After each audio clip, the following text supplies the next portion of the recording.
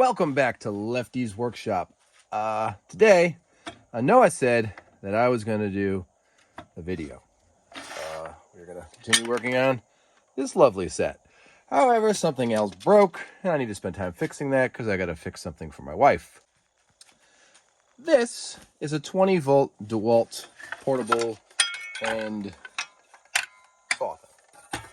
And as you see, its height adjustment is floppy. And that's not good because, you need your height adjustment to be quite firm. You will see that this knob is usually on here. And this little bolt here usually loosens up the height adjuster. But, as can be seen in there, it broke. Gotta fix that. I gotta get that little broken bit out.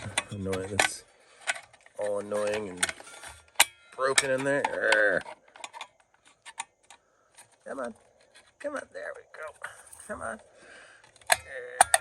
Got the little bugger. So this is what we need to fix. As you see, something is stuck in there. I'm betting all the threads are metric because, it is probably made in China or Japan. So I got to think about how I'm going to do this. My initial idea was to go to Lowe's and buy a big-ass bolt and just put it on a lathe and machine it out. I'm thinking about a new theory on that. So making this would be a bit of a pain. One, I don't have a 6-sided collet block. I'd have to get one, and I kind of need this today. I could just put any old bolt size on it, but I want this little cap to fit on it. The size of it is kind of odd. It is 559 thousandths all the way around, and that is nothing. 551 is 14 millimeter, but it's not 551. Probably 560, it's about 9/16. And then the shaft is 400 thousandths dead, which is nothing, annoyingly. I could face that off on the lathe, but then it'd be shorter. And as you see, oh yeah, I got plenty of clearance room, but when I stick this on it, that runs right along the edge of that. So we got to think a little. Funny thing just happened. As I am messing around with this, I'm thinking about it, I'm shaking it, I hear a rattling. I have not done anything to this.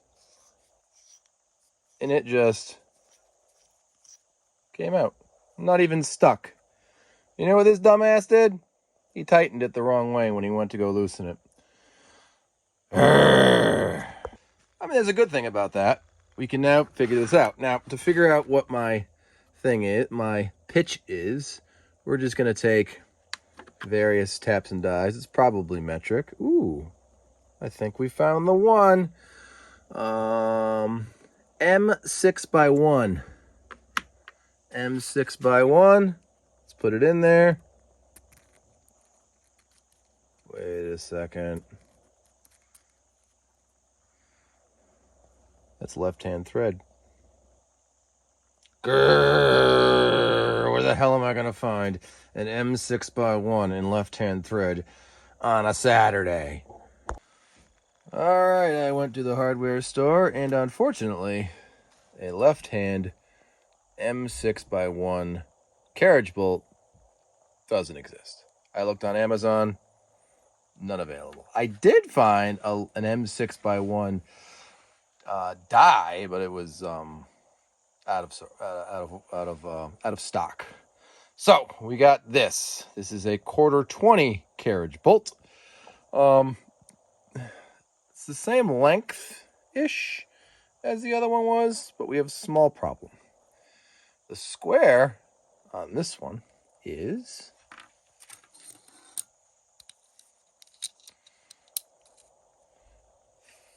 330 thousandths.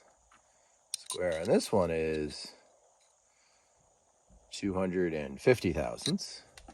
And then the hole that it goes in, which is right there, is 350 thousandths. So yeah, we gotta take some things apart.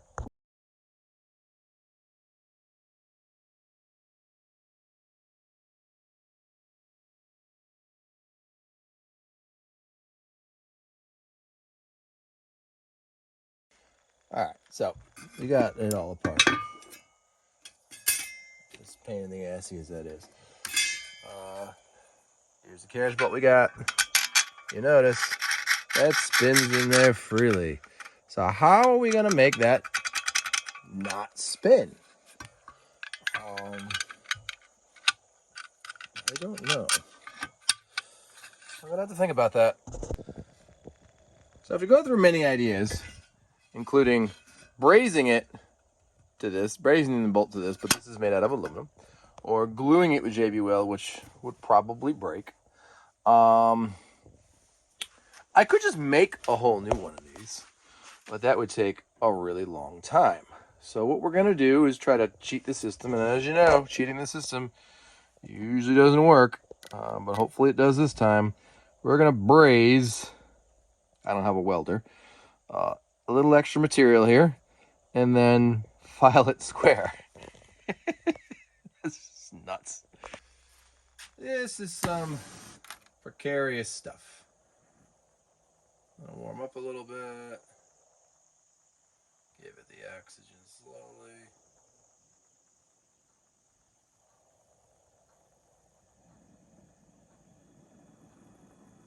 There it is. Now this is just really shitty leftover stuff. So we're using the Parker vise for the first time. So the key with brazing is you're not melting the braze rod. You're heating up the thing you want the braze to stick to, and then you're putting it on there. You're basically offering the braze to the item, as I just did.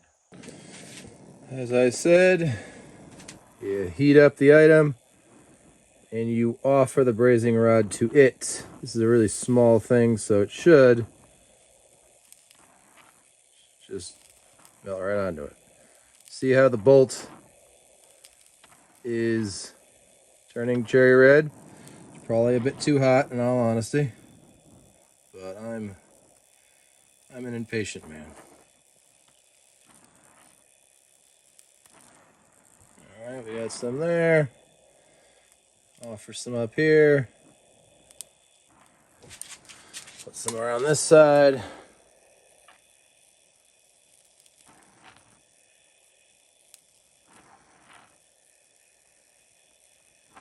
All right, that's good enough. Leave well enough alone. Obviously, we're gonna let that cool. We're then gonna put it in the collet chuck. Turn down the braze to the whatever the diagonal of the square it needs to go into is, and then we're gonna probably file it. I don't think I want to do that on the shaper. Now I know this is not the right way to do this, but you know, the right way for me to be DeWalt to sell parts, but they don't. Well, that's cooling. Let's look at this thing. So this is 400 thousandths.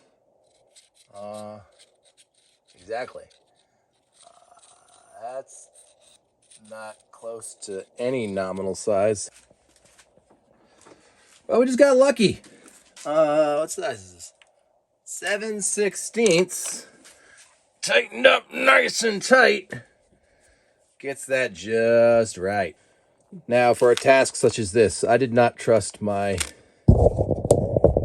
crappy bought 20 years ago at an equivalent of Harbor Freight and broken about half of tap and die set.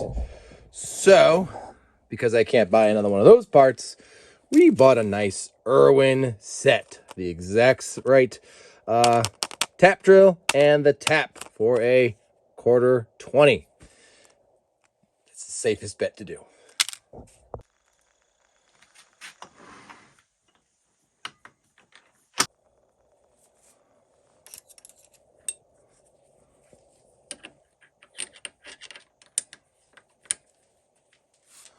All right, turn on the Oilers. Oh, by the way, let's go Oilers. I'm a temporary Oilers fan. Screw Florida. All right, the Oilers are on. The back bars off. Push this forward, lock it, and away we go.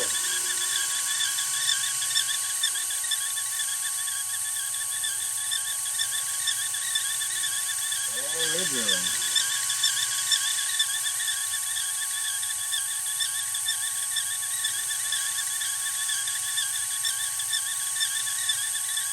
A nice smooth thing right there. Should be good enough.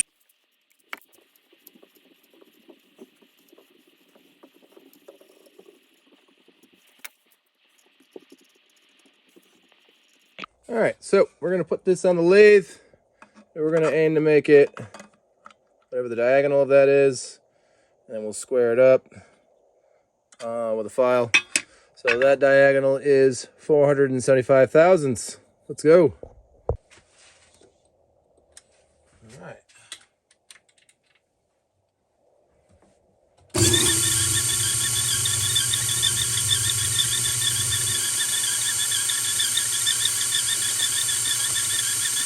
Check this out. We don't want the tool to crash into the chuck. So we set up our nice homemade carriage stop. And now it doesn't crash.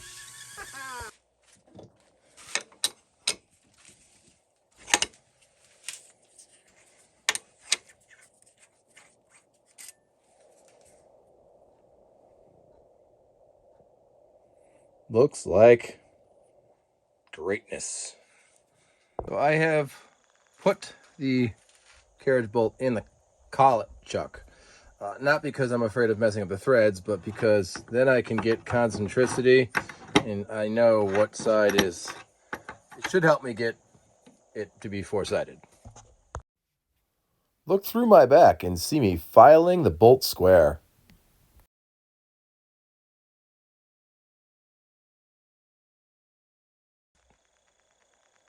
All right, let's try it. It fits! Look at that!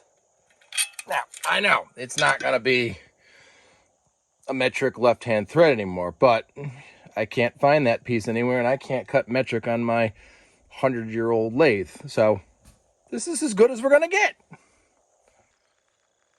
I wonder if I should put this guard back on. It's kind of annoying. Of course you should put the guard back on. Don't be an idiot. Does it work?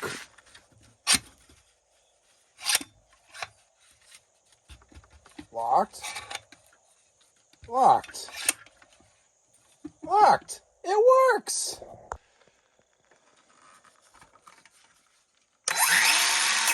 It works. And that part always worked, but this part works. It works. Oh! Thanks for watching the video. Remember, new stuff breaks too. You can fix that too.